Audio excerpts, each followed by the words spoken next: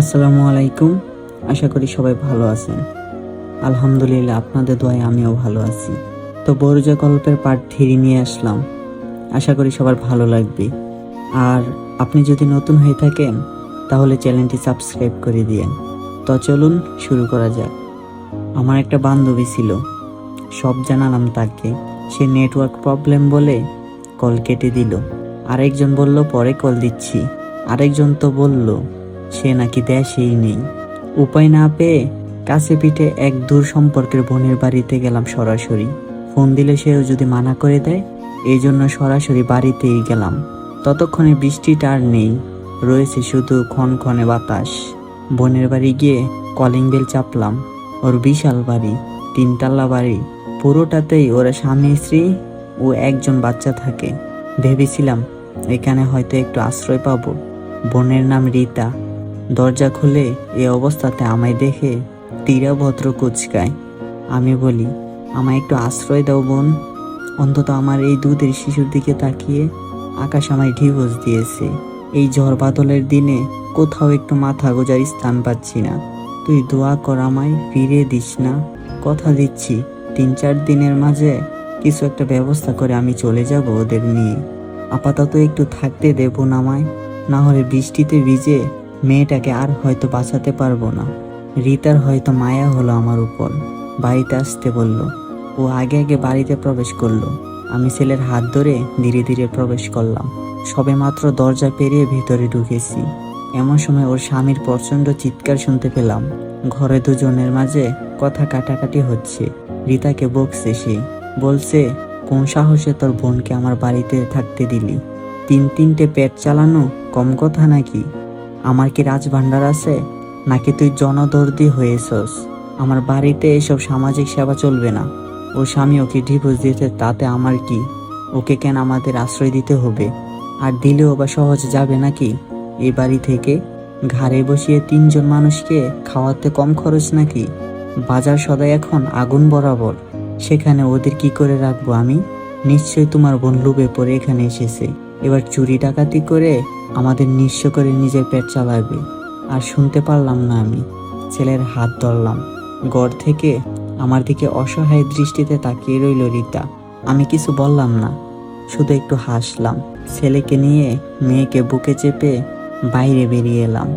চোখ থেকে এবার টপ টপ পানি পড়ছে। চোর পর্যন্ত বলতে বাতলো না, অথচ এই মানুষটিকে আমি কম সাহায্য করিনি। রীতার যখন এর সঙ্গে বিয়ে হয়, ছেলেটা বেকার। রীতার সংসারের জন্য লুকিয়ে বাঁচিয়ে অনেক দিয়েছি আমি। দুনিয়াতে কেউ নেই আমার। দূর সম্পর্কের বোনটাকেই আপন মনে করতাম।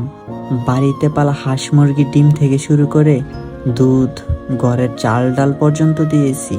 ওর স্বামী ব্যবসা করবে, কিন্তু টাকা নেই। আমার কাছে হাত পাতে। নিজে জমানো টাকা দেই, সেই টাকার অর্ধেক এখনো শেষ করেনি ওরা। আমার টাকায় ব্যবসা করে ওরা উন্নতি করেছে খুব, গাড়ি বাড়ি সব করেছে। এতে আমি খুশি হয়েছি। ওরা ভালো থাক, সুখে থাক, এটাই আমার প্রত্যাশা। আজ কিনা তারাই আমাকে দূর দূর করে তাড়িয়ে দিল। একটি দিনের জন্য হলো আশ্রয় দিল না। আমি একটা মেয়ে মানুষ, কতই বা খেতাম। 6 বছরের ছেলেটা আমার না জানি কত মন খেত। মেয়েটা তো দুধের শিশু, ওদের বাড়ি ভাত তো আর খেত না। ওদের বর্তমান যা সামর্থ্য, তাতে আমার মতো 10টা মেয়েকে খাওয়ালেও ফুরাবে না। বাড়িতে 4জন কাজের মেয়েই, আমায় না হয় কাজের মেয়ে করেই রাখতো। কাজ করে খেতাম দুবেলা। বরাবরই আমি প্রবল আত্মসম্মান নিয়ে বেঁচেছি। পরের বোঝা হয়ে থাকতাম না কখনোই। এই চরম বিপদে একটু আশ্রয় পেলেই হতো আমার। ঠিক কিছু না কিছু ব্যবস্থা করে নিতাম, কিন্তু সেই ধৈর্যটুকু হলো না ওদের। কথায় আছে না, ধন হলেই হয় না, মন বড় লাগে। ছেলের চোখে ধরা দিল আমার চোখের পানি। প্রশ্ন করলো, কাঁদছো কেন আম্মু? ঘুরতে যাব না আমরা? শুধু বৃষ্টিতে ভিজছি কেন? আমার খুব ঠান্ডা লাগছে, চলো বাড়ি যাই। ঘুরতে যাব না আমি, আপু ভিজে যাচ্ছে, চলো আপুকে নিয়ে বাড়ি যাই। আমি ছেলের দিকে তাকিয়ে বললাম, কাঁদছি না বাবা, বৃষ্টির পানি পড়ছে চোখে। তুমি একটু কষ্ট করে সহ্য করো বাবা, আমি কিছু একটা ব্যবস্থা করছি। এক বন্ধ দোকানের ছাউনির নিচে এসে দাঁড়ালাম ছেলেকে নিয়ে। নিজেকে যে কি পরিমাণ অসহায় লাগছে বলে বোঝাতে পারবো না। বৃষ্টি এবার শুরু হয়েছে, বড় বড় ফোঁটায় পড়ছে পানি। এমন অবস্থায় মেয়েকে নিয়ে ঘুরতে পারবো না, তাই ছেলেকে বসিয়ে ছেলের কোলে মেয়েকে দিলাম।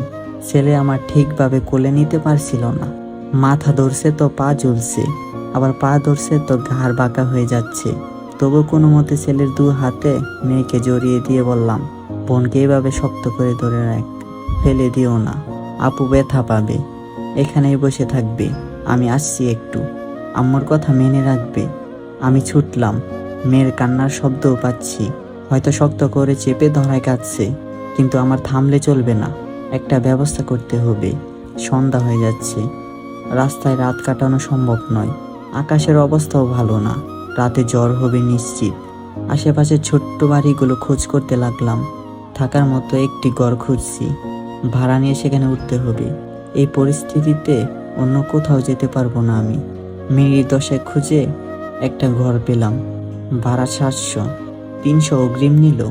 টিনের ভাঙা ঘর, দরজাটাও আধ ভাঙা, বেড়ার একপাশে কাপড় আর প্লাস্টিক দিয়ে ঢেকে রাখা। অজস্র নোংরা ও বিচ্ছিরি গন্ধ করে, সম্ভবত কুকুর বেড়াল থেকেছে সেখানে। বাথরুম বলতে একটা টিউবওয়েল আর একটা ভাঙা টয়লেট মাত্র। টয়লেটের আশেপাশে শাড়ি দিয়ে ঢেকে দেওয়া, কিন্তু এই জায়গাটিকে স্বর্গে মনে হলো আমার। রাস্তার বৃষ্টিতে ভেজে মরার চেয়ে এই ঘরে এক কোণে আশ্রয় নেওয়া অনেক ভালো। আমি আবারও ছুটে গেলাম ছেলে মেয়েকে আনতে।